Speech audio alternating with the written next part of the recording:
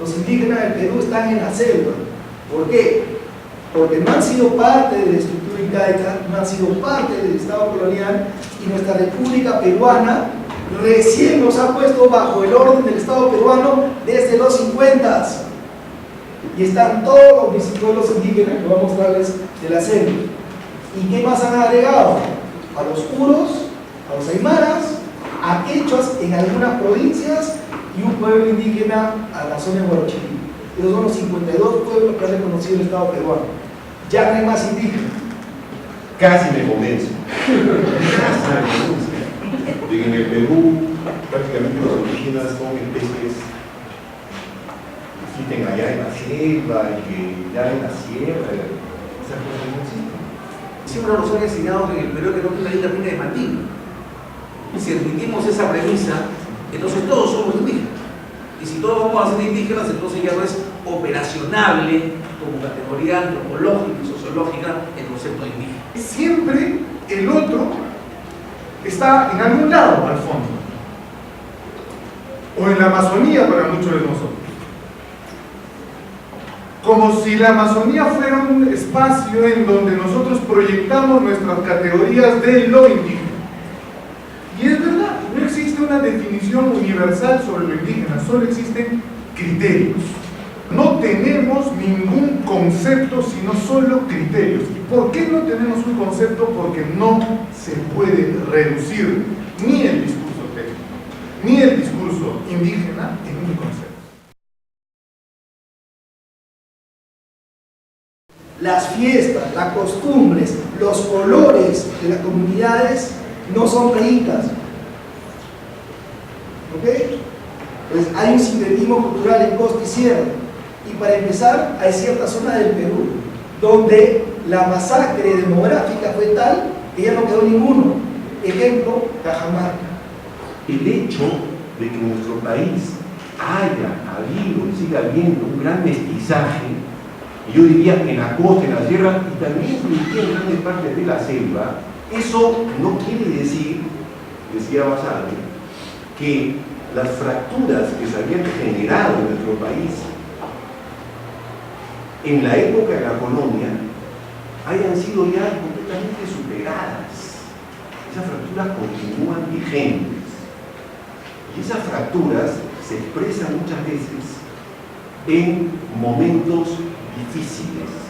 Y yo creo que de alguna manera esa fractura interna que hay en nuestro país se está expresando en los conflictos, no digo que todos, pero muchos de los conflictos socioambientales que están ocupando actualmente como tema prioritario de la agenda política del país.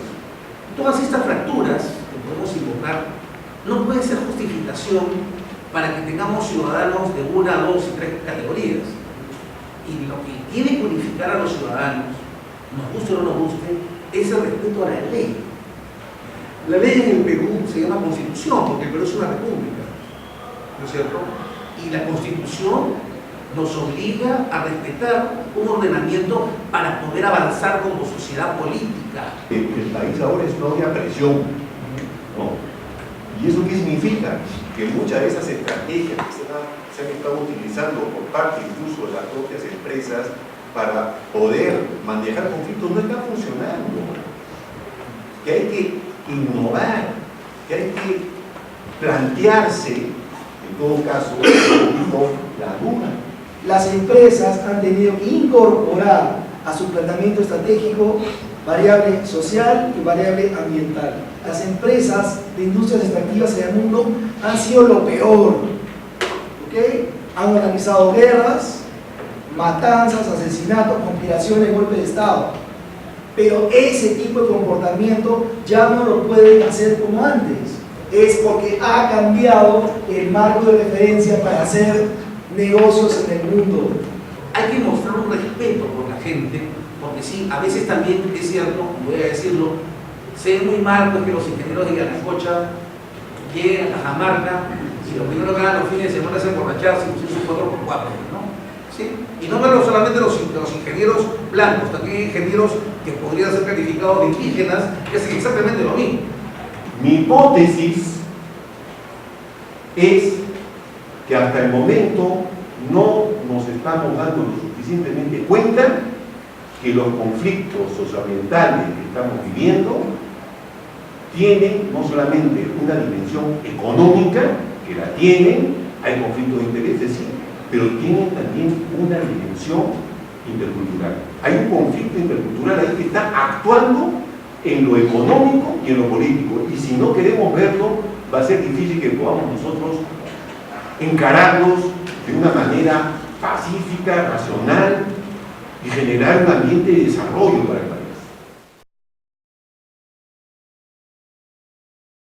El desarrollo en Perú es la posibilidad que se les ha dado en los últimos 20 años que el Estado peruano tenga excedentes fiscales para poder invertir en infraestructura o asociaciones de participación en los últimos 15 años, no por una propuesta de política, sino porque se han dado condiciones de mercado.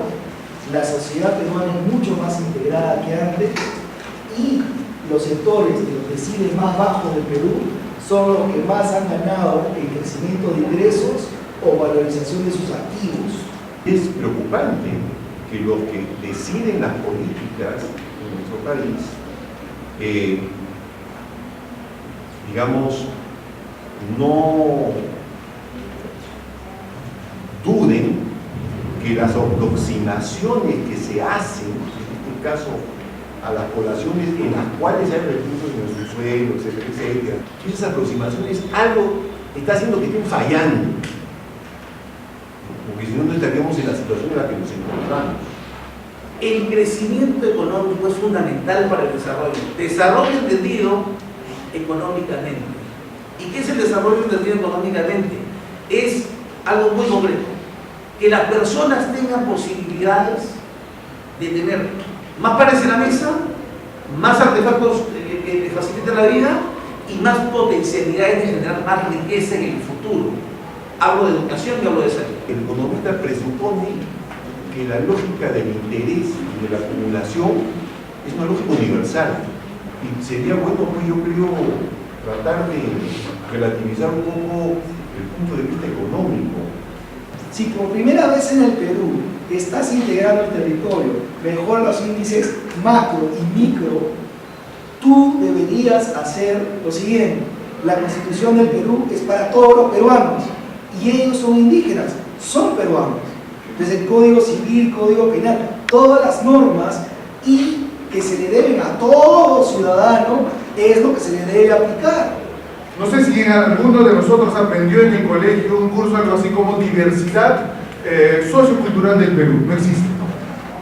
Pero sí existen en los colegios actuales cómo hacer tu pequeña empresa. Cómo ser un pequeño empresario. O sea que cuando reclamamos que se cumpla la ley está impregnada de un punto de vista de denunciación. Y no estamos reconociendo eso. Nos guste o no nos guste, Occidente conquistó el mundo. Nos guste o no nos guste. Entonces, lo inteligente es cómo nos acoplamos, a pesar de nuestra diversidad, a ese mundo.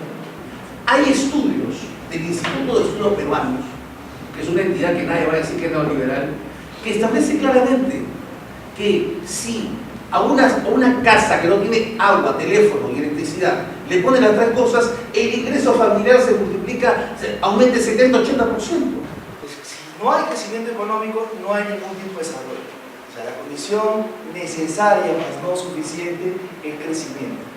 Si el Perú no crece, olvídese de desarrollo porque no va a haber excedentes fiscales para nada. Así de simple, así de crudo. ¿Le guste o no le guste? ¿Qué cosa es lo que se está ofertando ahorita para hacer tratado de libre comercio? Un país en convulsión, no solamente un país con altos índices de crecimiento económico. ¿Usted cree que los europeos se chupan el dedo para no darse cuenta en este momento? Y lo que ellos están exigiendo es 3 certificaciones, ¿no? Certificación de que se cumplan los derechos laborales, los derechos humanos y los ambientales. ¿Por qué? Porque ellos están viendo que no se están cumpliendo, si no, no los estarían exigiendo. Yo no estoy demasiado seguro si es que los que son padres de familia de una comunidad campesina o de un grupo indígena quieren que sus hijos permanezcan ahí y sus nietos también. Yo no sé si te damos la oportunidad de estudiar en la Universidad Católica, acceder a internet y poder competir con ustedes y acceder a una beca como la que tuvo Miguel en Inglaterra, no sé si es mejor. Yo no sé, no les hemos propuesto todavía. Los indígenas, por si acaso, son titulares de 11 millones de hectáreas en la selva peruana. Ellos pueden vivir del bosque, caza, pesca, recolección, pero no pueden tener pozos petroleros sin la normativa del Estado peruano. No pueden tener concesiones forestales. Entonces, ellos sí son propietarios, se les reconoce propiedad. Y si tú no tomas en cuenta que ese territorio tiene un valor sagrado, ¿por qué? Porque sus dioses, etcétera, sus antepasados están ahí presentes, ¿no? Están ahí vivos. Entonces, cuando yo voy donde esa persona y simplemente ignoro eso y trato de llegar a un acuerdo con esa persona como si yo estuviera simplemente frente a un negocio, ¿no? La cosa no funciona. Porque para el indígena lo que tengo es algo muy vital. O sea, los 330.000 indígenas que tenemos, igual pobres extremos, sin cobertura del Estado. Ellos quieren ser parte del Perú. Pobres es idea que quieren ser independientes, cosa distinta. Mentira. Quieren disfrutar de salud, de educación, DNI, etcétera, como cualquier otro peruano. Mi hipótesis es que lo que está en juego para, en este caso, para los que piensan como Alan García, ¿no?